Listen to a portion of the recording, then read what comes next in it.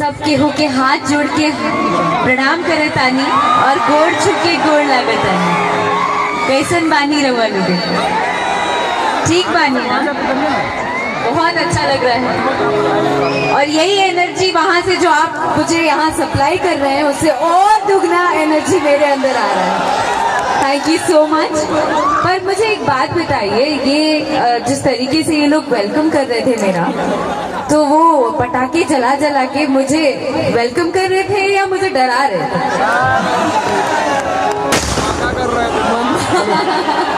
भैया अरे दिल के बहुत कमजोर बानी जी।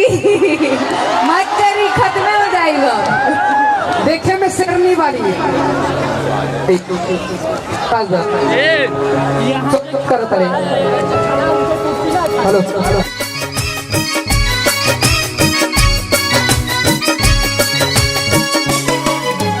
कर नहीं धरे नहीं कर नहीं धरे नहीं सखी हमर सजनावा। कर नहीं धरे नहीं कर नहीं धरे नहीं सखी हमर सजनावा। लहंगा में तोड़ पे हमर तितली, लहंगा में तोड़ पे हमर तितली गावे रोज भजन हमा। कर नहीं धरे नहीं कर नहीं धरे नहीं सखी हमर सजनावा। कर नहीं धरे नहीं कर नहीं धरे नहीं सखी हमर सजनावा।